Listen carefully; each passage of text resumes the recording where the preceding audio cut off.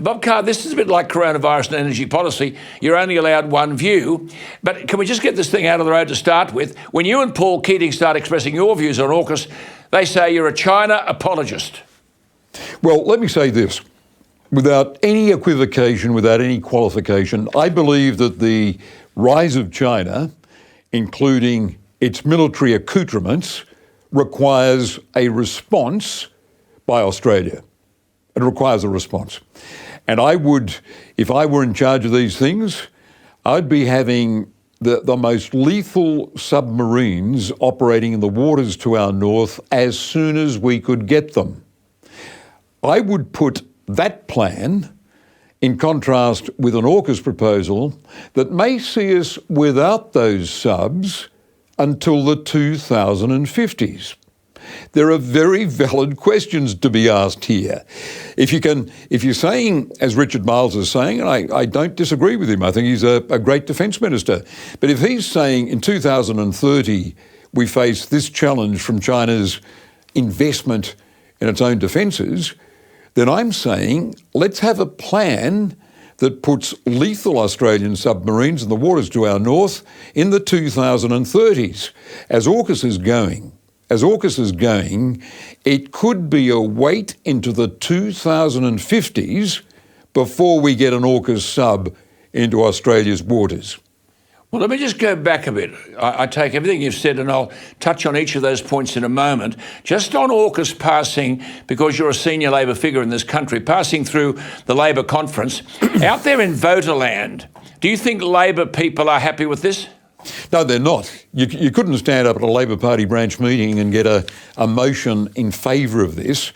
There are too many questions. For example, at my own local Labor Party branch where this has been aired, there's been a lively interest in the fact that for the cost, this staggering, this eye-watering figure, this inconceivable figure of $400 billion over the life of the contract, that for that cost, without touching the sides, without coming close to the $400 billion line, we could have 20 state-of-the-art subs in the waters to our north, and any submariner will tell you 20 is a big number, a dozen would probably do the job, and getting there, being there, running patrols in the 2030s as the last of the 6 Collins-class subs have got to be retired.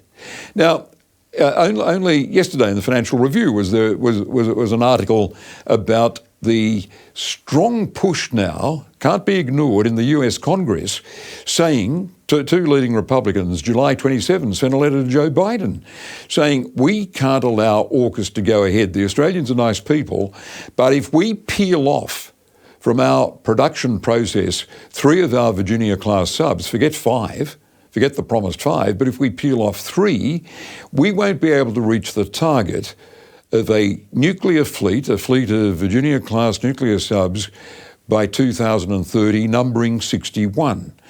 America's at 49. They could fall back, as the older ones are retired, to 45 in 2030, but they're in competition with the Chinese, and they don't think they can win that competition if they're peeling off their own subs and selling them to Australia. Just bear this in mind, Alan, that America produces 1.2 new Virginia-class subs a year.